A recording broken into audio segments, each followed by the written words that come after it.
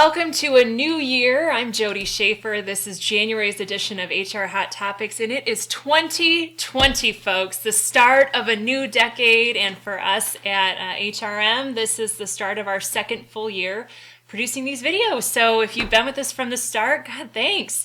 And thanks for coming along this month. Because it's the start of the new year, I want to update you on a few things. A couple of laws took effect on January 1, so both have to do with pay. We'll make sure we're in compliance there. I also want to circle back around. The Supreme Court decided not to issue an advisory opinion on this minimum wage, paid sick leave law, so I can give you a little bit about that too. But then really spend a bulk of our episode this month talking about inclement weather and if that affects your office open or closing, how do you pay or not pay employees as a result? So let's jump in here.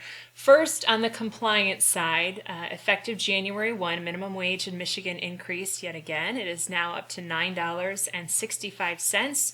That is not the end. It's set to increase next year as well. So we're kind of on this scheduled increase table over the next few years here. And as I said, January 1, it went up again. So $9.65 for your hourly folks.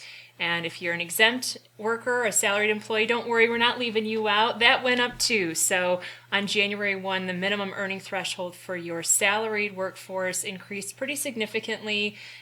It's now at $35,568 annually. That's the minimum amount that an employee can earn to be considered salary, in addition to the duties test that they also have to perform. So $684 a week if you're looking at that weekly. So 2 increases in pay. Just want to make sure we're on the right track there. And as I mentioned, the Michigan Supreme Court has, just prior to the holidays actually, come out and said in a 4-3 decision that they are not going to issue an advisory opinion on the issue of whether or not the Michigan legislature had the right, under the Michigan Constitution, to amend ballot language around a minimum wage and paid sick leave. If you'll recall, both of those issues were initiated as a result of a citizen ballot. Enough signatures were gained for that, and so the legislature adopted both of those into law and then amended them prior to implementation last year in March. And so there's been this back and forth about whether or not the legislature had the right to do that. Several folks had asked, and by folks I mean the legislature, the Michigan Chamber, had asked the Michigan Supreme Court to weigh in, sort of settle it once and for all. Oral arguments were heard in July, and we found out, as I said, before the holidays that the Supreme Court decided not to issue an opinion. So what does that mean for you?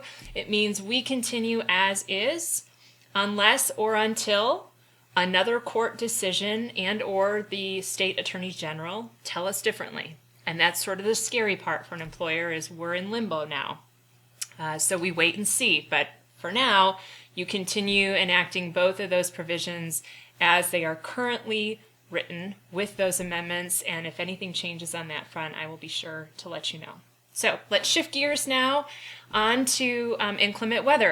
Right? It's January, and as of filming this, there is snow on the ground. That hasn't been the case for us down here in mid-Michigan for quite a while now, but it's here, and I think it's probably going to continue. And so there are times when weather forces us as business owners to close our offices or our practices unexpectedly, so we close for the full day, or we might send staff home early because the roads are getting bad.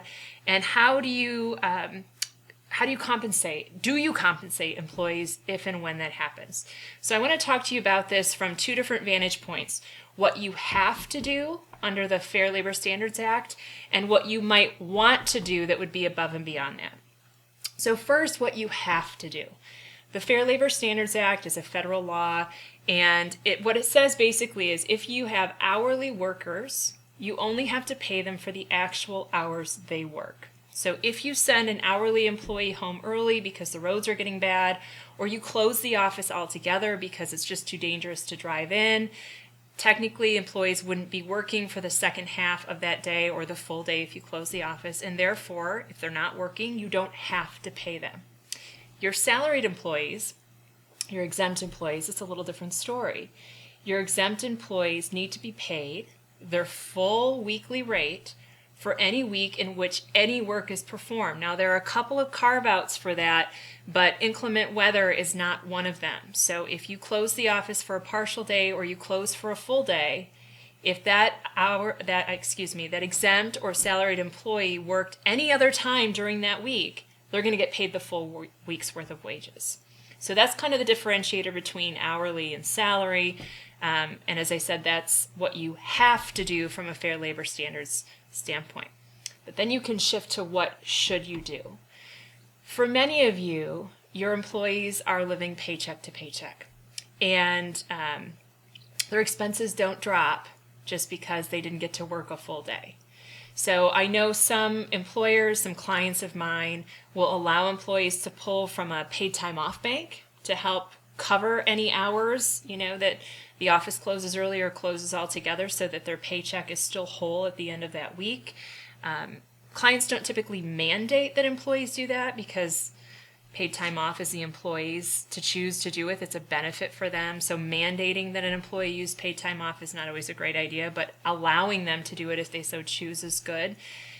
Depending on where you're located in the state and the likelihood of inclement weather, you may decide that you're going to allow up to 3 days, 5 days, whatever you can financially afford in sort of this other time off bank, so that if the office has to close for some unexpected reason, you're going to pull from that bank, not vacation, but this other bank that you've set aside, and pay employees for that day, regardless of whether or not the law says you have to. And that goes a long way towards retaining staff. And again, just trying to put yourself in their shoes. Now, I understand as a business owner, if the office is closed, you may not be getting any revenue for that day, and yet you're still going to have expenses. So I'm not saying everybody can do that, but this is one of those perks, or things that you want to think about as a business owner and say, okay, where am I in the state? What is the likelihood that this will happen? And is this a benefit I can offer staff?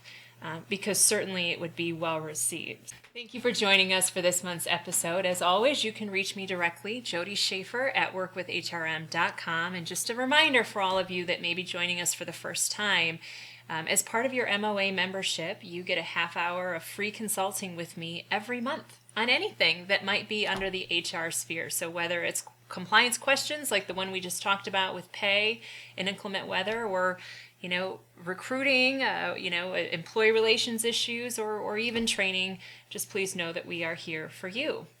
One more note on the topic of training. HRM, which is the company that I own, the consulting company, we have a second website that is specifically devoted to online training resources. And so that web address is hrhazmat.com. We'll put the web address below here in the video. But as you're looking at the year ahead and looking at the kinds of trainings you want to provide to your employees, I want to make sure you're aware of that resource. We do have online harassment training as one of the options on there. It's fully customizable. So you can put your practice policies and procedures in with the content that I've already created and provided. It can be delivered on demand.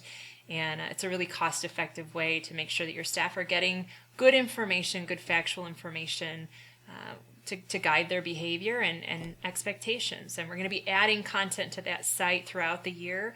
We're going to create a module on documentation, do's and don'ts. We're going to create a module on orientation and onboarding. So it's just always evolving, but wanted to make sure that you are aware of that resource as well if it's something that you might feel of value to you. Again, the website is hrhazmat.com. And with that, I will leave you.